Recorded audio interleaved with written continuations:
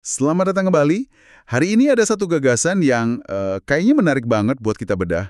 Sumbernya dari buku yang mungkin udah sering Anda dengar. The Wealth of Nations, karya Adam Smith. Kita sering dengar soal invisible hand kan? Tapi ada bagian lain yang menurut saya jauh lebih fundamental. Coba dibayangin, Anda dikasih tugas bangun negara dari nol, bener-bener dari tanah kosong. Apa yang dibangun dulu? Pabrik? Pelabuhan gede buat perdagangan? Atau justru fokus garap sawah? Ternyata, Adam Smith punya jawaban yang spesifik banget dan terus terang agak aneh buat kita yang hidup di zaman sekarang.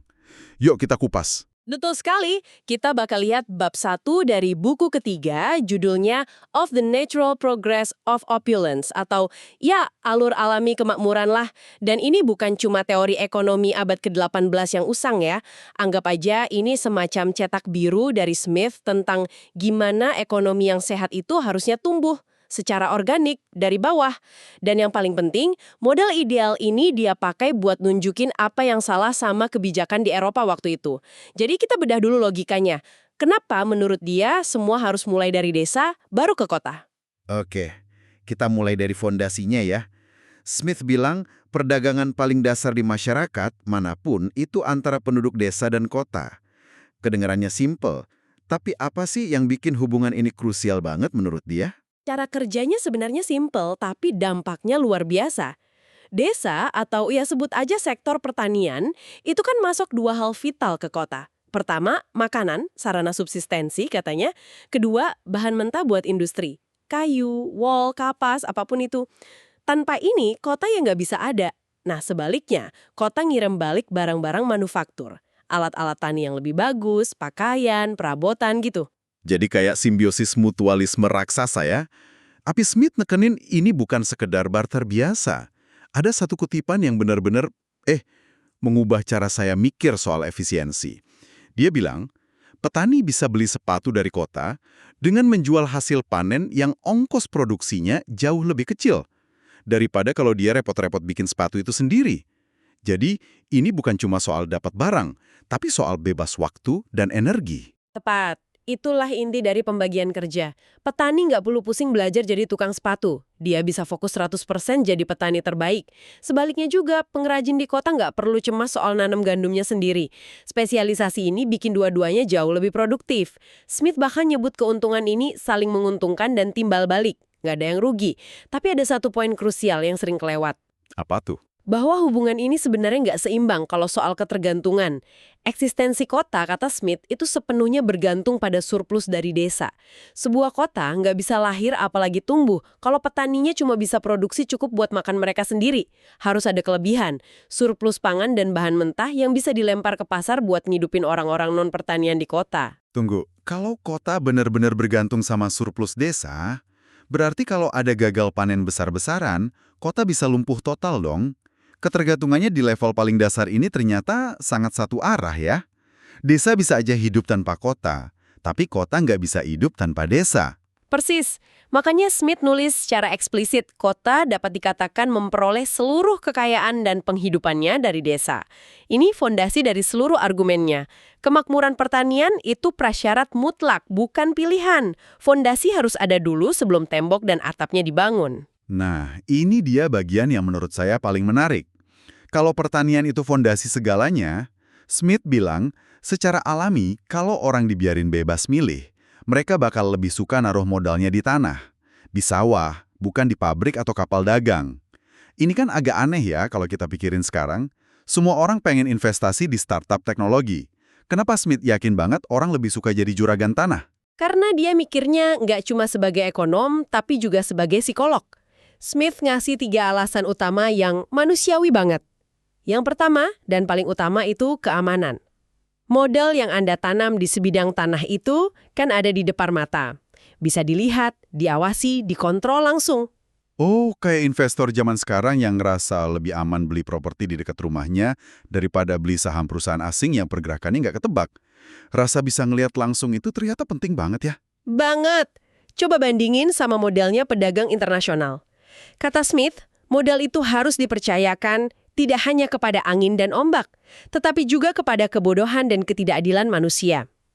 Anda ngasih kredit gede ke orang di negara antah berantah. Risikonya luar biasa. Investasi di tanah terasa jauh lebih aman. Masuk akal. Terus, alasan kedua apa? Alasan kedua itu gaya hidup.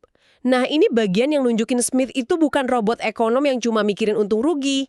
Dia bicara soal keindahan pedesaan, kesenangan hidup di desa, dan ketenangan pikiran.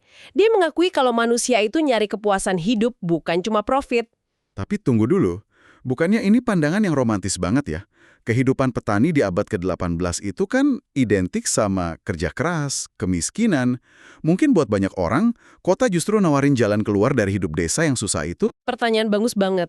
Dan ini nunjukin nuansa pemikiran Smith. Dia nggak lagi ngomongin nasib petani penggarap yang nggak punya pilihan. Dia bicara dari sudut pandang pemilik modal. Seseorang yang punya uang dan kebebasan buat milih mau investasi di mana.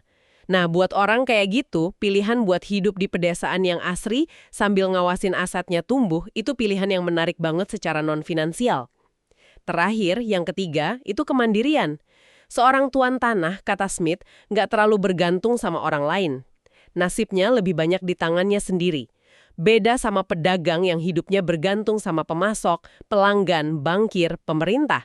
Oke, jadi kalau kita gabungin semua ini, keamanan, gaya hidup, kemandirian, Smith intinya bilang kalau kodrat manusia itu cenderung risk-averse dan nyari stabilitas.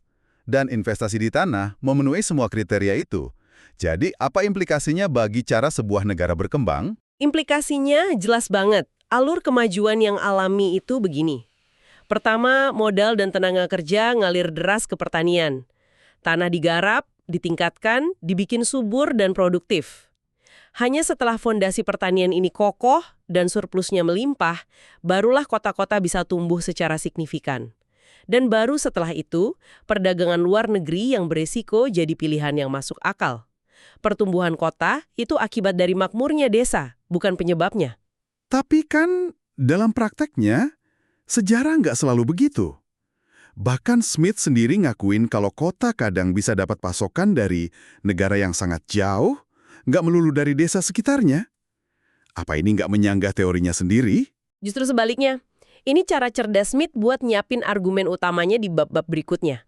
Dia ngakuin ada pengecualian, tapi dia ngelihatnya sebagai penyimpangan.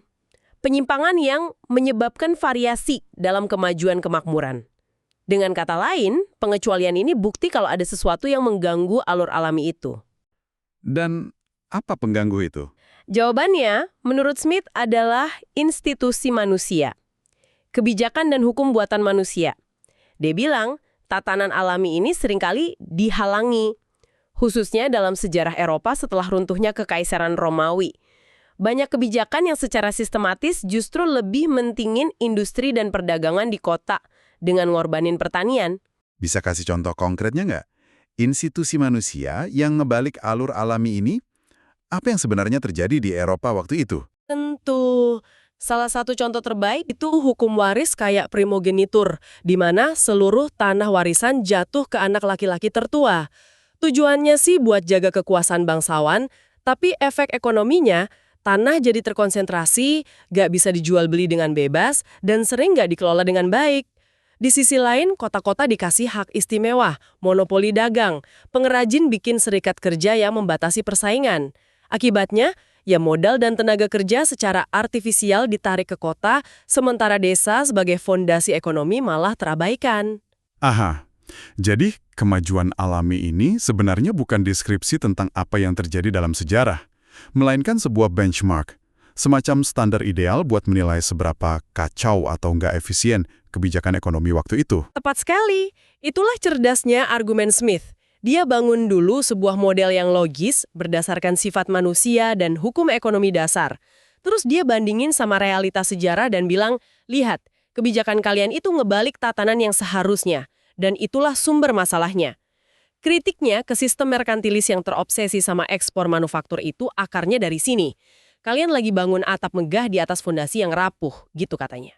Oke, jadi kalau kita tarik benang merahnya untuk Anda, poin kunci Adam Smith di sini adalah jalan alami sebuah bangsa menuju kemakmuran itu mulai dari bawah, dari tanah. Pertanian yang subur dan produktif menciptakan surplus, yang kemudian jadi bahan bakar buat pertumbuhan kota.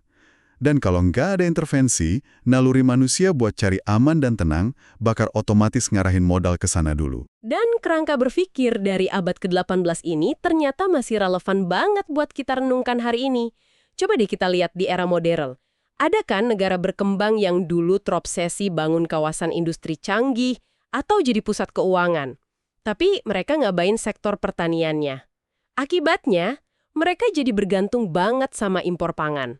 Pas ada krisis global atau harga pangan naik, ekonomi mereka langsung goyah. Ini persis seperti yang dikhawatirkan Smith. Bangun sesuatu yang kelihatannya modern, tapi fondasinya, ketahanan pangannya justru rapuh. Sia bisa mengalahkan daya tarik alami kehidupan pedesaan. Ini bawa kita ke satu pertanyaan penutup buat Anda renungkan. Di dunia kita sekarang yang serba terhubung dengan teknologi canggih dan perdagangan global, hukum manusia atau institusi apa sih yang paling kuat ngarahin kemana modal, energi, dan talenta terbaik kita mengalir? Apakah itu kebijakan pajak, aturan investasi, atau mungkin sesuatu yang lebih halus, kayak norma budaya apa yang kita anggap keren atau bergengsi? Apakah kemajuan kita saat ini udah ngikutin alur yang alami menurut standar Smith? Atau jangan-jangan kita lagi menciptakan jalur kemakmuran yang sama sekali baru, yang mungkin jauh lebih canggih, tapi juga jauh lebih rapuh?